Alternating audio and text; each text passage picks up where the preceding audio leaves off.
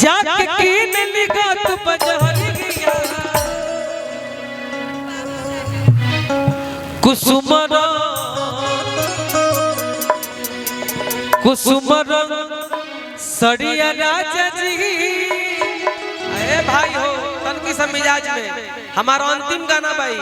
हां हां हम इधर कोनो साटा पे नहीं आई। हां भाई हमनियो के साटा पे लिखी जाए। हम इधर बस प्यारे में आइल बने। हमारा चोट लागल बा हमनियो के हल्का फुल्का साटा पे आवतन कई के नौकरिया हर की जाके कीन लिगत बजा कुसुमर। जितना जितना आजकल YouTube के जमाना में लोग प्रोग्राम करी, जब YouTube ना रहे ओकरा से पहले हम प्रोग्राम करके छोड़ देले बानी आधा। सही बात बा। ओकर तो YouTube रहबे ना ना ना कुछ ना रहे भाई। 25 साल हो गई, उम्र हमार 35 साल हो गई। ज्यादा हमनी के उम्र मत कहवा हमनी से। अब सोच लो अभी छिलवा दे तो लगो के 12 बरिस का लइका हमार झरे लागल के ए तो ब्यास ये फिटनेस ह। आवतन कई के नौकरिया हर की जाके कीन लिगत बजहरी। देखा यहां क्या कह। अरे कुसुमर अरे किस सड़िया राजा जी दू गो बकरिया राजा जी। अरे कुसुमर सड़िया राजा जी।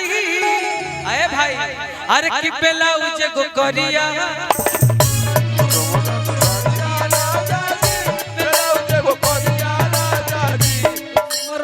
सड़िया राजा जी ब्लाउज गो करिया राजा जी कुसुमर सड़िया राजा जी ब्लाउज गो करिया राजा जी।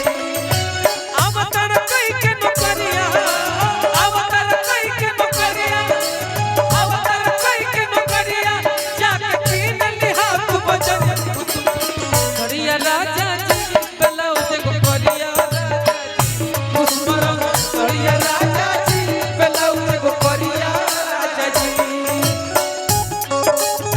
आए राजा आगिला कोना आगिला कोना राजा आगिला कोना दिहलो जिंदगी के माटी में मिलाई दिहलो जिंदगी के माटी में मिलाई जवानी में तोहरा आगिला कोना दिहलो जिंदगी के माटी में मिलाई जवानी में तोहरा आगिला कोना कुसुमर सड़िया राजा जी ब्लाउज गो करिया राजा जी कुसुमर सड़िया राजा जी ब्लाउज गो करिया राजा जी।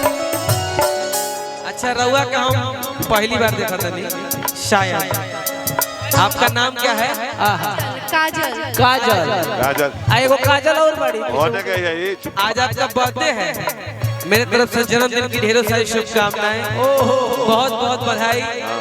आपको मेरे जैसा पति मिले।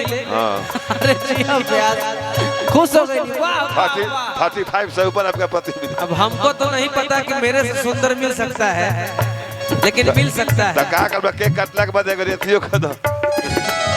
एगो मुर्गी मारो मारो मारो मारो लाली रे पलंगी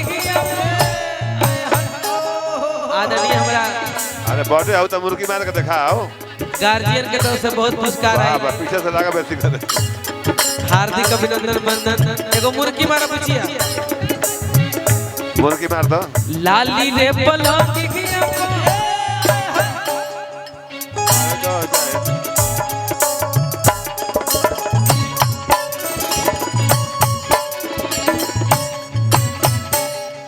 केक खा के कबज गइल बिया। का हो गइल बिया का हो गइल बाबा केक ढोनी दे दे।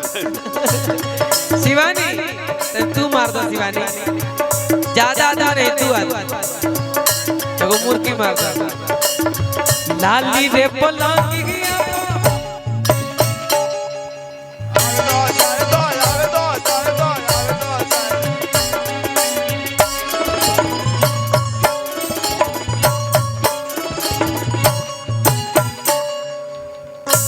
हमार चलिए लाली रे पलंगी